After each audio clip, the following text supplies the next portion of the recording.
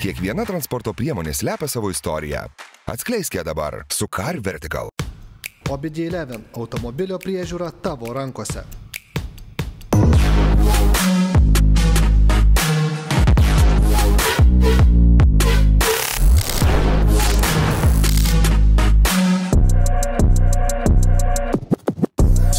Labas rytas. Labas rytas, sekmadienis. Sveikinamės iš Lietuvos sostinės Vilniaus, o sveikinamės tam, kad šiandien pakalbėtume apie elektrą. Ir mums už nugaros stovi ne kas kitas, o naujasis Volkswagen Tiguan. Ir šis naujasis Volkswagen Tiguan yra dar ir įkraunamas hybridas. Taigi, naujasis Tiguanas. Mes esame bandę jau turbūt visų kartų Tiguanus, kokių tik yra. Tai normalu turbūt, kaip ir visi automobiliai su naujaja karta. Ir naujasis Tiguanas šiek tiek paaugo, apie 3 cm didesnis už savo pirmtaką. Maždaug tiek, o tiek 3 cm. Visai nesenai mes rodėme Kia Sportage pluginą. Ir šie automobiliai yra tiesioginiai konkurentai visom prasmėm. Tiek savo kainą, tiek savo dydžiu ir visais kitais parametrais. Taigi, pirmiausia, išvaizda. Naujasis Tiguanas žengia į ID liniją ir jeigu mes lyginam šitos du automobilius, tai man Kia atrodo įdomiau. Kita vertus, aš labai nustebau šituo automobiliu jį pamatęs. Jis yra didelis. Ir aš dar labiau nustebau, kad jisai yra už Kia didesnis beveik visais atžvilgiais. Taip, Kia yra vėlgi tais 3 cm, va ties šiandien 3 cm mūsų kertinis žodis. 3 cm Kia yra platesnė. Visur kitur Tiguanas yra priekyje. O išvaizda tokia, kokią matot. Jinai yra blanki, nėra labai graži, taip, labai daug kas priklauso nuo komplektacijos. Ką mes čia turime?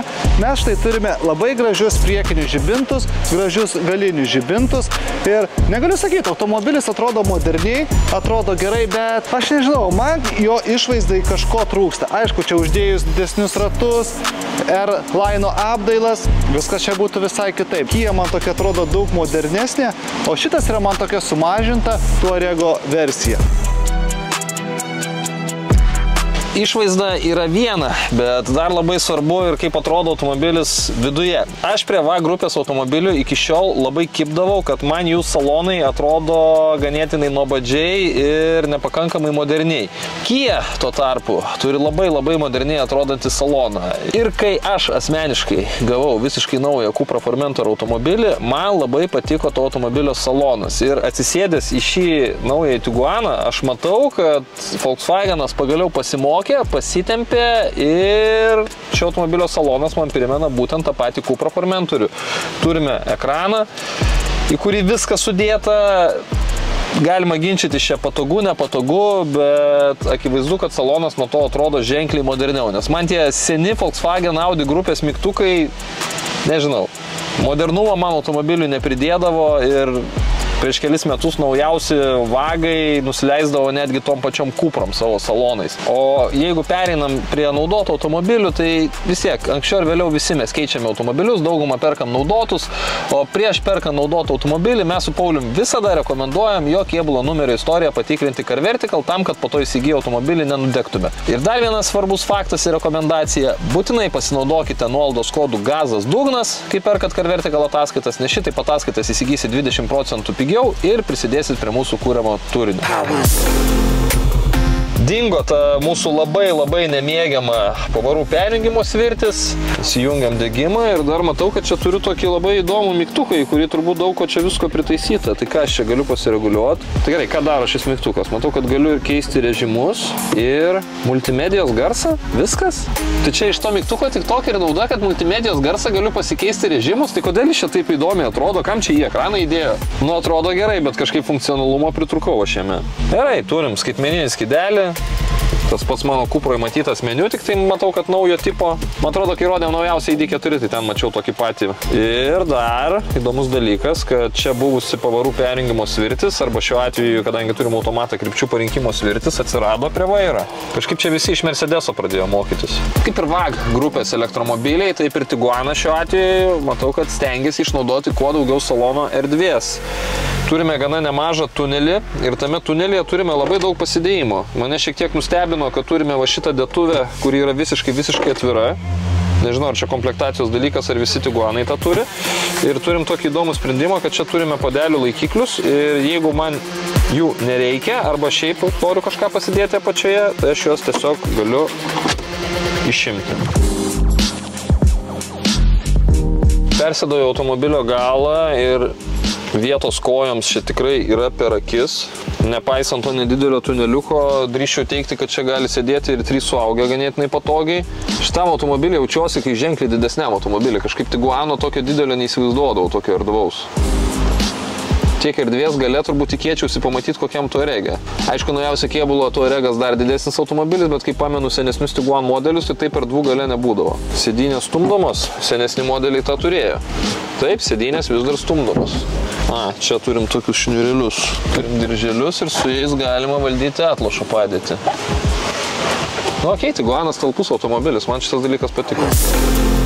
Pasidarom automobilio bagažinę ir bent jau kol kas net neįtartume, kad čia slepiasi didžiulė baterija. Nes neužmirškim, kad turime įkraunamą hibridą, o ne elektromobilį. Ir 25 kWh, iš kurių naudotina yra beveik 20. Įkraunamam hibridui yra labai geri skaičiai. Tai kol kas su bagažinė atrodo viskas ok, bet atsidarom šitą dangtį ir pamatom, kiek visgi vietos suvalgo įkraunamo hibrido baterija. Jeigu neklystu, ši bagažinė yra apie 60 litrų mažesnė už įprastinio Tiguano, neįkraunamo hibrido Tiguano bagažinė. Bet kokiu atveju aš manau, kad dydžio Tiguano bagažiniai tikrai pakanka. Atsidaręs priekyje papildomą dangtį, matau labai įdomų dalyką. Turime įkraunamą hibridą, kuris turi ir greito krovimo lizdą.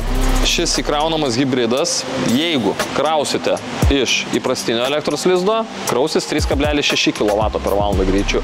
Jeigu turite elektros krovimo stotelę, tai jis priims 11 kW. Bet jeigu sugalvosite pasikrauti greičiau, tai pavyks jums padaryti greito krovimo stotelėse, nes jis turi greito krovimo jungtį ir greito krovimo jis gali priimti iki 50 kW. Jeigu neklystu, kol kas esame matę tik Mercedese tokį krovimo greitį.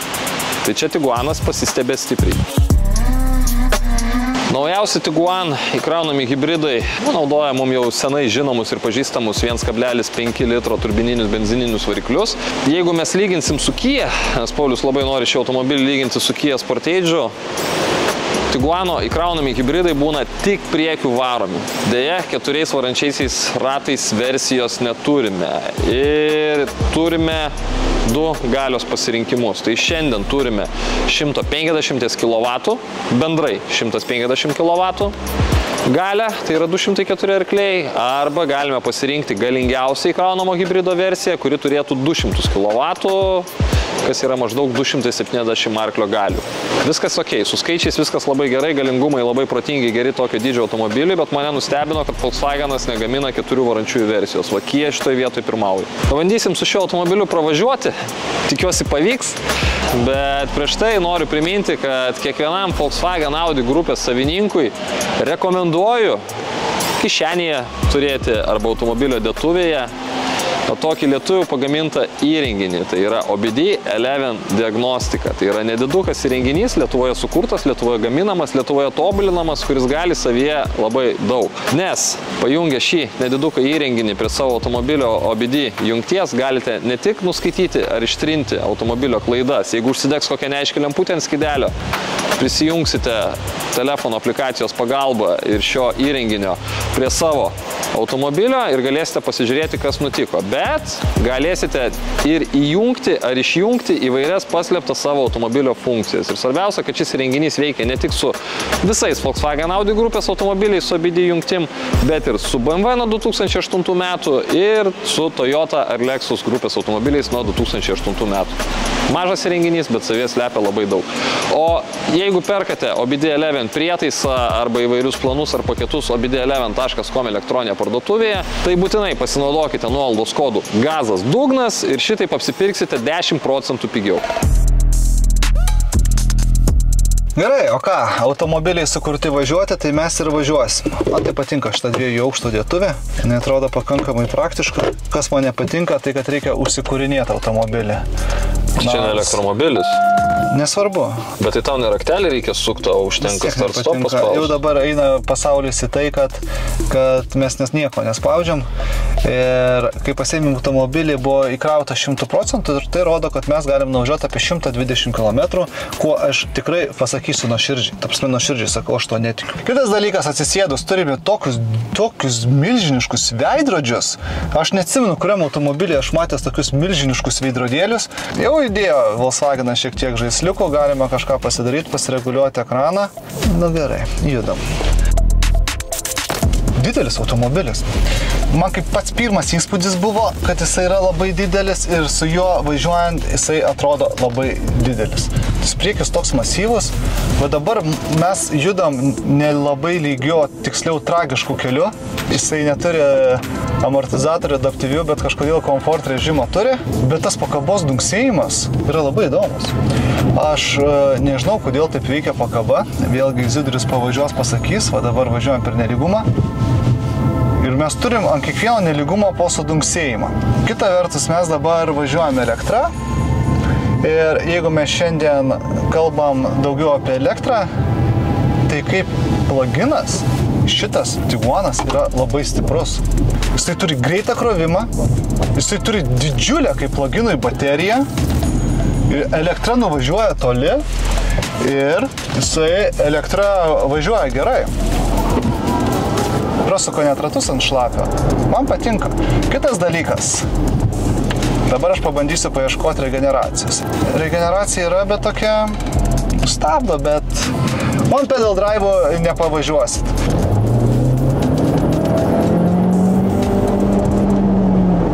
Žinokit, iš 1.5 variklio esu važinėjęs su Passato 1.5. Šitas jisai zyzė kažkur užė, bet kad jis mane labai erzintų užsikūręs, aš negaliu pasakyti. Garso izoliacija pakankamai nebloga. Vairas lengvas, patogus automobilis. Ir, pavyzdžiui, šitą automobilį mieste galima visiškai pilnai eksploatuoti kaip elektromobilį. Gerai, 100 km, 80 km, praktiškai kiekvienam iš mūsų dienai mieste maltis tikrai užtenka. Važiuojant į tolimesnę kelionę, važiuojate kaip su normaliu automobiliu. Bet sakau, aš geriau jaučiuosi važiuodamas Kijoj, nežinau kodėl. Gal šitas automobilis, jų filosofija visai kitokia.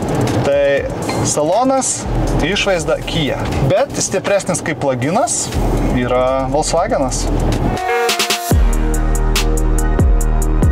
Pralėkiau su Tiguano, dabar eilė Izidoriui ir prisiminiau tokią vieną istoriją, kad mūsų bekelis liūtas, tai yra BMW, jau baigė su savo techninė apžiūra galioti ir man reikėjo užsiregistruoti į techninį apžiūrą ir tam reikėjo išsimti vienos dienos leidimą. Ir tada susidūriau problemą, o kurgi mano dokumentai? Ir aš prisiminiau, kad nereik man jokių dokumentų, nes yra Car One, nemokama aplikacija visiems telefonams. Aš tiesiog įsijungiu Car One, susiradau savo BMW dokumentus, susiradau registracijos numerį ir užsiregistravau į techninę apžiūrą. Taigi, Car One galite rasti ir krovimo stoteles, galite užsiregistruoti į techninę apžiūrą, galite apsidrausti, jau 2 automobilius apdraudžiau per Car One, nes tai yra labai paprasta. Pasirenkat laikotarpį, geriausią pasiūlymą ir svarbiausia, kad viskas tai yra nemokamai vienoj aplikacijoje Car One. Taigi, parsisiųsti galite į savo telefonus ir ten prižiūrėti visus savo turimus automobilius. O dabar vairuoja Izidorius Paukštys. Taip, tai turime režimus Eko, komfortas, sportas, individualus. Dabar įsijungiam individualų, pasižiūrim, ką čia galim pasireguliuoti. Ir garantuoju, kad čia per daug nieko mes čia nepasireguliuosim. Vairavimo sistema, pavara, variklio garsas išorė, atstumo kontrolė, apšvietimo asistentas. Nelabai ką yra daugiau dėti. Nelabai ką yra daugiau dėti, nes aišku, aš manau, kad Tiguaną tikrai galima įsigyti su adaptyviais amortizatoriais, bet čia komplektacijų tokio dalyko neturim. Tai kas belieka, tada ir prideda visokių apšvietimo asistentų ir klimato kontrolių. Galim skydelę pasireguliuoti visokias spalvytės. Lounge'as man labai patinka, tokia violetinė, tokia spalvytė, faina, Joy, Energetic, minimalus. Gali pats čia pagal save, matai, dar savo nuotrauką gali uždėti. Savo nuotrauką, ne, nuotraukos turbūt negali, bet va, gali apšvietimo derinius visokius pasireguliuoti. Nu jau smagiau. Kai atsirado šitie ekranai, va, grupiai, klimatroniko valdymas, tiksliau temperatūros valdymas atsirado čia, tai mes labai kibdavom, kad nėra apšvietimo ir naktį nematai, ar temperatūrą pasireguliuosi į šilumą ar į šaltį. Tai šiuo atveju turime jau apšviestus šitus mygtukus, tai Vagas mūsų paklausė ir pasimokė. Ačiū jam. Ir elektros motoras čia yra sumontuotas tarp vidaus degimo variklio ir automobilio pavarų dėžės. Ir atskirai vidaus degimo variklis iš savęs generuoja 150 arklio galių, o elektros motoras turi 115 arklio galių. Tai reiškia, kad kai važiuojam vien elektra, mes turime 115 arklio galių. Ir šiam toną 800 sveriančiam automobiliui, nes įkraunamas hibridas yra sunkesnis už įprastinį Tiguaną, šios galios pilnai pakanka. Sėdėti šalia yra žymiai smagiau negu vairuoti šitą automobilį. Jeigu kalbėsim apie automobilį bendrai, tai prie senojo Tiguano modelio iki šio aš labai kibau, kad automobilis atrodė ženkliai geriau už senesnius modelius, bet važiavo absoliučiai taip pat. Šitas važiuoja jau kitaip. Pakabos darbą, nepasakyčiau, kad labai norėčiau girt, nes jis važiuoja kaip absoliučiai visi vagai turbūt.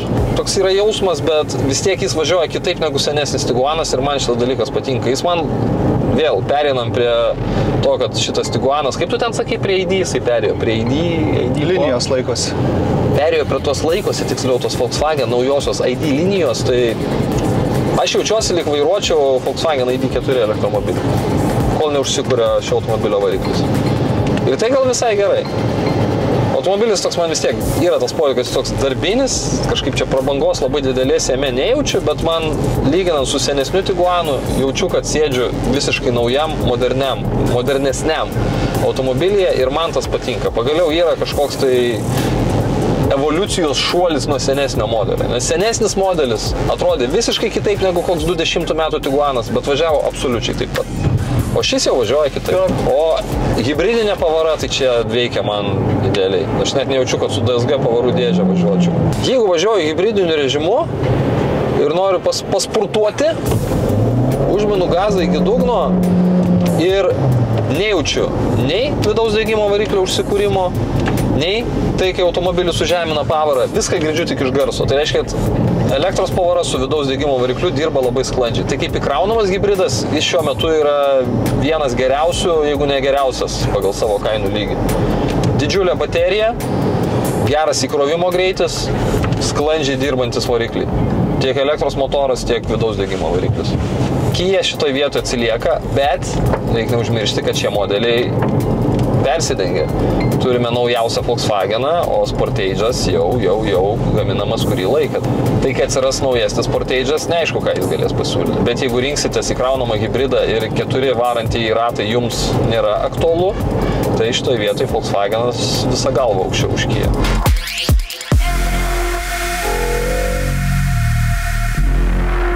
Priėjau tokią kryžkelę, kad man reikia naujo automobilio ir aš dabar galvoju, kad visgi aš automobilio nepirksiu, aš kreipsiuosi į Moberę ir dabar dar vienas klausimas, bet jau toksai malonesnis, tai ar Kia ar Tiguaną. Ir jeigu jūs turite tokių malonių problemų, iš tikrųjų pirkti naują automobilį turbūt vis tiek nėra tokia labai didelė problema, toks kaip ir malonumas. Žinok, išsinuomoti automobilį psichologiškai yra šiek tiek lengviau, nes tu neturi tokio rimto įsipareigojimo bankui.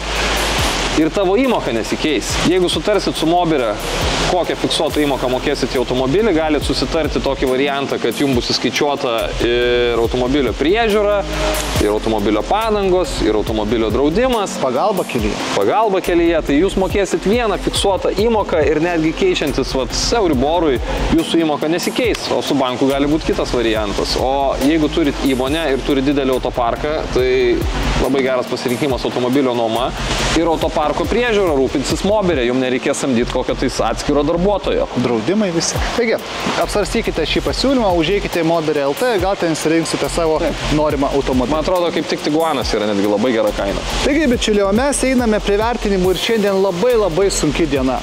Yra pirmas toks labai blogas dalykas, mes bandėm Sportage'ą geriausios komplektacijos, šitas Tiguanas yra prastesnės komplektacijos. Tai dabar mums labai sunku įvertinti ir aš jau noriu prakalbti apie išvaizdą. Nes, pavyzdžiui, Sportage'as atrodo geriau negu būtent šitos komplektacijos. Sportage'as jis toks sportiškesnis, man jaunatviškesnis automobilis. Taip, teisingai. O šitas jis toks man solidesnis atrodo, žinok, netgi tokios liūdnesnės komplektacijos. Jisai toksai gal šiek tiek... Rimtesnis gal atrodo. Rimtesnis. taigi čia labai toksai skirtingai dalykai, Bet Sportage'as man gražesnis. bet štai šios komplektacijos, jeigu lygint, Sportage'as atrodo geriau. Tai labai Žinok, toksai keistas dalykas. Už išorę jam duodu 7. Ir žinok, senesnis modelis man gražesnis buvo. Labai gražus, tas buvo labai kampuotas, jis buvo labai stilingas ir gražus. Toks su charakteriu. Taip, buvo. taip. Šitam kiek duodi 7? 7. Sutinku. 7. 7 iš išvaizda, o vidus, bičiuliai. Atsitiko toks dalykas, aš nežinau kodėl, aš tik pažvelgęs į vidų, man iškart buvo tokia labai atmitimo reakcija, bet paskui aš taip žiūriu, pripranti, viskas paprasta ir aišku. Ir aš žinau, kuo toliau, tuo labiau susigyvenau ir man patiko ir aš duodu 8. Man už senesnių modelių salonus. Atsiprašau, bet vėlgi Sportage'as yra prieki. Sportage'o salonas man visa galva geriau atrodo už Tiguano, nors Tiguane salone man erdvės atrodo daugiau. Patiko, kad pagaliau Volkswagenas ženkliai pakeitė šio modelio saloną. Jau nebeliko tų atsibodusių seno tipo Volkswageno mygtukų. Nu, liko dalis, bet didžioji dalis nebeliko svirtės, kuri mums labai primindavo apie automobilių amžių. Netgi naujausi modeliai turėjo tą svirtį ir labai liūdnai atrodė. Ir šitoj vietoj patobulėjo, bet vis tiek man automobilis atrodo labai, kaip čia pasakyti, biudžetiškai, toks biudžetinis. Turi jisai tą šiek tiek. Turi tą tokį jausmą, toks darbinis automobilis. Bet Volkswageno tokia idėja yra tiesiog geras, darbinis Darbinis arklys, man vis tiek yra jausmas, kad sėdžiu tokiam darbiniam arklį. Kaip ir viską gerai jis darys, bet tokia kažkaip... Jo, Kijoj geriau jautiesi. Širdeliai labai malonu nėra. Kijoj Geriau jautiesi, bet vis tiek duodu saloną 8. Aš irgi duodu 8, sutinku. Ir dabar kitas dalykas tai yra emocija. Ir šiandien mes vertiname elektrą. Ir iš elektros pusės, kaip pluginas, tai yra vienas geriausių pluginų rinkoje. Kaina jo nebloga. Vėlgi, jeigu, va šičia, broliu, jeigu mes lyginam Sportage'ą su Tiguanu, tai Tiguanas yra visą galvą aukščiau. Netgi jisai nuvažiuoja 3 daugiau negu Kia. Ir net su Paulium diskutavom, ar tie 2 varantieji ratai bus minusiukas perkantiems šį naują automobilį. Ir prisipažinau, kad netgi aš 4 varančiųjų ratų šalininkas. Taip. Ambasadorius. Pasakiau Pauliui, kad visgi dėl ženkliai didesnės baterijos ir ženkliai didesnio nuvažiuojimo atstumo aš vis tiek geriau lyginčiausi automobilį 2 varančiaisiais ratais negu 4. Taigi, čia mes emocijos ieškojom, nuvažiuojame atstume ir Tiguanas tai daro puikiai, todėl aš jam duodu 9. Senasis Tiguanas atrodė puikiai, kampuotas su charakteriu, bet jis važiavo prastai. Šitas prastai važiavo, jis tiesiog važiavo lygiai taip pat kaip modelis iki jo. Šitas jau važiuoja žymiai geriau. Jis važiuoja geriau, jis važiuoja kitaip. Duok 9. Bet vis tiek man jausmas, kad važiuoju su tokiu biudžetiniu automobiliu, bet kalbant apie jį kaip apie įkraunamą hybridą, tai jis viską daro baisiai gerai. Važiuoja sklandžiai, baterija didelė, kraunasi greitai, 9. Gerai. O dabar kaina. Kaina yra tokia, aš sakyčiau... Žinai, kas yra su juo blogai? RAV4 panašiai kainuoja. Jeigu paimsi brangiausios komplektacijos Tiguaną, jau to labai netoli iki RAV4 įkraunamo hybrido, kuris taip pat turi gerą bateriją, turi ženkliai galingesnį variklį ir važiuoja netgi sklandžiau. Ir RAV4 jisai šiaip gerai atrodo. Ir RAV4 jau šitą geriau atrodo. Kai pluginas yra stiprus ir tos kainos vis tiek yra visų labai panašios. Aš duodu 9. Aš duodu 9. Ir visiškai iš tikrųjų neįdomu, ką duoda Paulius Garkauskas. Ką duoda Izidorius? Jisai, ta prasme, jie niekam neįdomus, nes mums įdomiausiai, kągi jūs duodate pas mus Instagrame. O šią savaitę jūs balsavote už Tiguaną. Ir šiam naujajam Tiguan pluginui mūsų Instagrame jūs atidavėt štai tokį įvertinimą. Va čia kapoto, to ryškaus raudono kapoto. Taip. Spalvytė vis tiek neištraukė. Taip. Ačiū visiems balsavusiems. Užeikite pas mus va dabar į Instagramą, va, kur dabar va žiūrit mus, followinkit mūsų puslapį, nes ten kiekvieną savaitę jūs reiškiat nuomonę, kuri mums labai svarbi. Ir dabar Gediminas. Tai maestro Gedis dabar paskaičiavo bendrą balų vidurkį, naudodamasis pianinu, man atrodo. Žinai, kaip Gedas groja su pianinu? Jisai diriguoja pianinu ir pianinas groja. Pats, jisai, aš taip galvoju, žiūriu, tam spaudinėjasi patys. Nu, patys klavišai. Geras. Čia tai geras. Nu, kitą sezoną Gedas į Formulę 1, žinai, važiuos. Ne? Bet šiaip pabūt. Ne, kaip pabūt. Tai į Ferrari pasamdė, kad jis tiesiog būtų komandai. Ne, jis jam nieko nereiks daryti. Ta saldainį, kur sukinėjam. Jo, tą lasdelę. Bet ne varžybų metu. Ne, jisai tiesiog stovi, tai jeigu ant kelio pamatysite Gediminą, kur ten stop and go, tai žinokit, kad čia Gedas yra. Ir gerai, Gedas baigė skaičiuoti rezultatus ir galutinis įvertinimas štai šiam Tiguanui, pluginui yra štai čia. Tai gerai, ačiū visiems ir susitikime bet kada mūsų visose socialiniuose tinkluose, nes mes žinome, ką jūs veikiate savaitgaliais 10:30, jūs žiūrite Abu gazus per TV6, o visų kitų metų įsiveskite į Google Gazas Dugnas TV ir pasiekit visur ir ten mus rasite.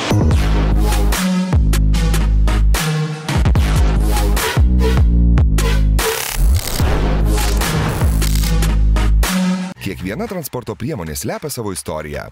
Atskleiskite dabar su Car Vertical. OBD11 automobilio priežiūra tavo rankose.